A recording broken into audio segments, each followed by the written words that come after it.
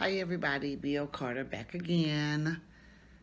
Uh, Wanted to share with you all, I don't know why I've got this net in here. Hoping that you're doing well and working on the pieces to your puzzle one step at a time. But something actually that's been on my mind for some time now, and to decide right now, let me just go ahead and put this out there. Wanted to talk about germs and the transfer of germs, and more specifically, the transfer of germs to other people's children, more specifically, their babies. Here's my question. When is it okay to kiss a baby on the mouth? Or is it okay to kiss a baby on the mouth? When is yours? And even then, I have to question that. I could see, if you're trying to clean the nose, as we did way back in the day. Actually, some people still do it now. If you try to get those nasal passages clear, and you've got to blow into their mouth to clear out their nose, I can get that. And if it's your child, if you kiss on the lips, that's fine. A quick peck. I know my best friend's mom. We did that growing up, and I did it for a short spell with my kids until I transitioned them over to kiss on the cheek, and now we do forehead kisses. And we started the forehead kisses actually because just about interaction with other babies, and it's like, okay, they want to kiss, so I just kind of somehow the forehead kiss was born, and so we just kind of touch each other's forehead, and and we make the kissing sound. But I really wanted to highlight when we think it's okay to kiss other people's children.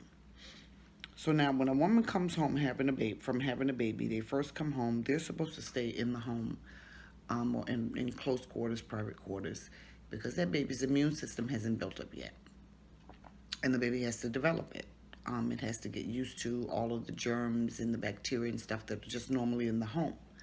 So the immune system is building, and hopefully mom is breastfeeding and the baby's getting the colostrum and building up. And that's why, they limit how many people come to the home.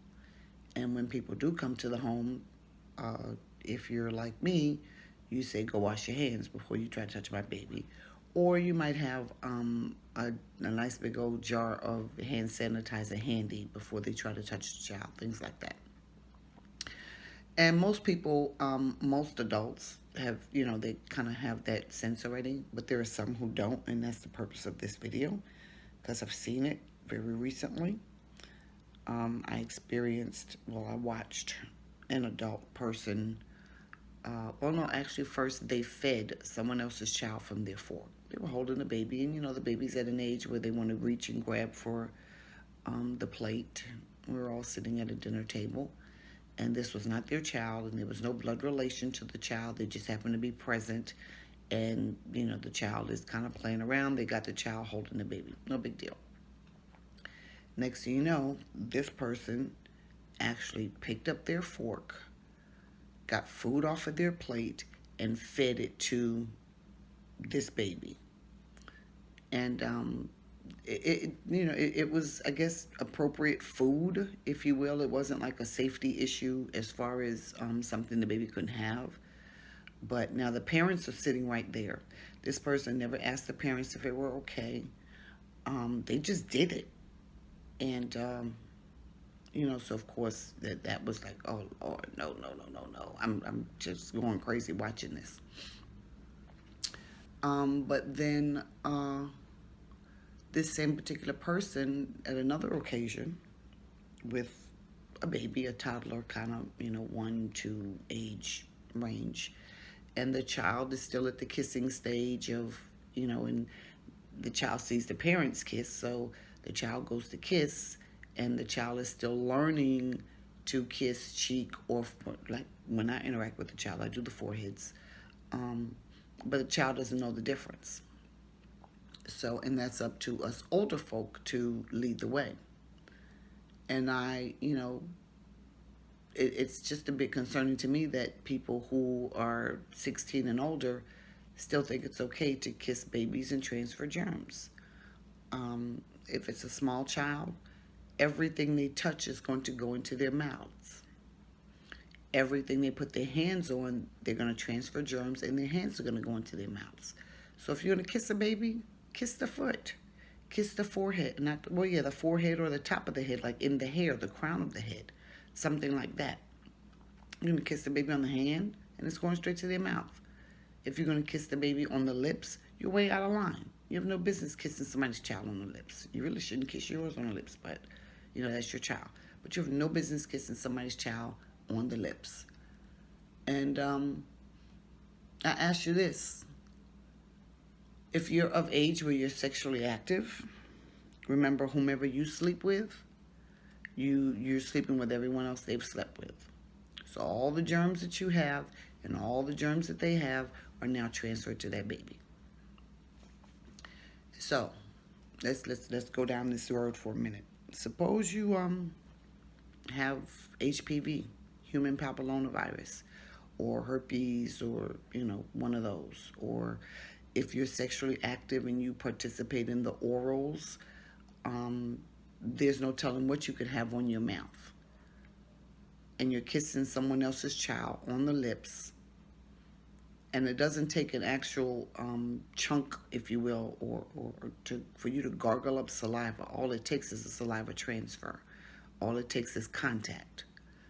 So it's quite possible that you're transferring not just, some regular cold virus or flu virus or whatever it is, but you're transferring some other viruses to these people's children. And like I said, if you are sexually active and you're transferring a virus, suppose you transfer something that they can't get rid of. HPV, HIV, or something along those lines, or any other virus you have in your body. It's just way out of line to kiss somebody's child on the lips. And if there's no cure, then this child now has this virus, this disease for the rest of life. They started out life innocent, clean, just whatever their mom and daddy had in the DNA, in the bloodstream. And now they've just picked up your crud, your viruses, and the viruses of all your sexual partners. And don't get me to going, if they're LGBT, they're probably participating in some sort of oral activities. So now they definitely have all of the viruses or all of the germs that are on the genital area of your most recent partner, or all your sex partners, because it's on your mouth, and now you just kiss their child. So now this child gets the child gets sick, and if the child's too small to tell, the child is sick, go to the doctor. Parents are thinking some innocent little, new bug is floating around the air, and they walk into the doctor, and parent runs, the doctor pulls a culture, runs it, sends it to the lab. Child comes back with gonorrhea or syphilis or HPV or something. And so HPV, they probably would just test the parents to make sure, and the assumption would be that it transferred during birth. But if it's something else, syphilis, gonorrhea, guess what happens to the child? That's an automatic CPS case opened against those parents. It's quite possible the child can be snatched up immediately. And now the parents have to go through the process of defending themselves in not having sexually mistreated their child in some way. And I don't know if any people are aware of this, but the way CPS operates, it's an administrative process, which means parents don't have access to all of the information. Parents are fighting that blindly. And the only way to fight it blindly, truth be told, not the only way, but the most successful way to fight it blindly is to the tune of a few $1,000s with an attorney. Suppose the parents can't afford that.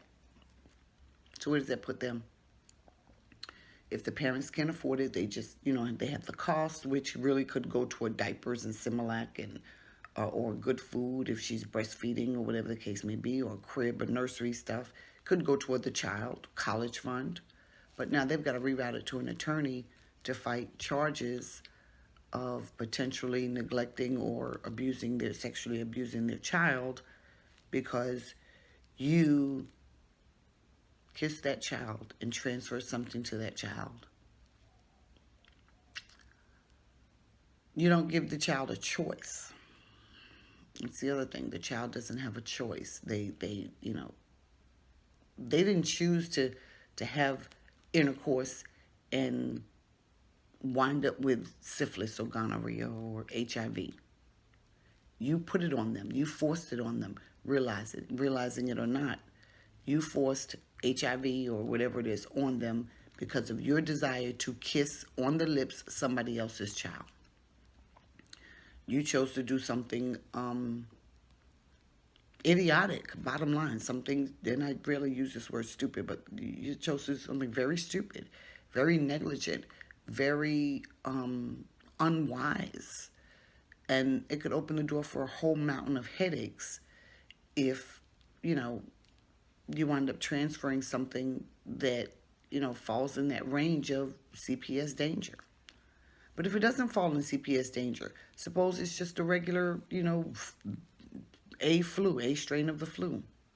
Well, you just passed on the A strain of the flu to that child.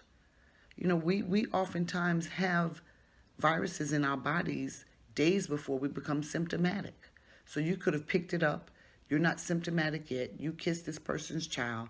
That a week, and then you don't even tell them. They don't even know about it. A week goes by, the child is sick. Mom doesn't know where the heck the child got it from, or rotavirus, or anything. And so parents are going crazy back and forth dealing with a sick child. You've gone on and you know that you're not feeling well. You can pop some pills or do some lemon water, hot lemon water, or whatever it is to take care of yourself. They're having to do things differently to take care of this child with this particular flu virus. So I just wanted to put that out there for people. Keep it in mind. I know I asked the question, when is it okay, or is it okay? Well, I'll answer that question. It's never really okay to kiss somebody else's child on the lips, on the hands, or any place where those germs can enter the body. If you absolutely must kiss a child, try the top of the head, in the hair. Right smack on the top of their head. Or if they're tiny, tiny babies, women, we go gaga over tiny, tiny babies. Take the foot. If you must kiss the child, kiss the foot. It's not like they're walking and getting the foot dirty. It's a foot. That's all it is. And chances are mom will be able to wash that foot in the tub that night before the child gets big enough to put the foot in their mouths. If the child is big enough and already trying to walk, then chances are the child has on socks and shoes. So if you want to kiss something, then you kiss in the shoe. But you don't want to put yourself in a position to jeopardize the health and safety of someone's child, of any child for that matter, but definitely someone else's child, by making an unwise or negligent move like kissing them on the mouth, by sharing your fork with them, by sharing your cup, the cup that you're drinking out of, with them, transferring germs like that. Don't do it. Just don't do it. Take care. Hopefully you'll take heed.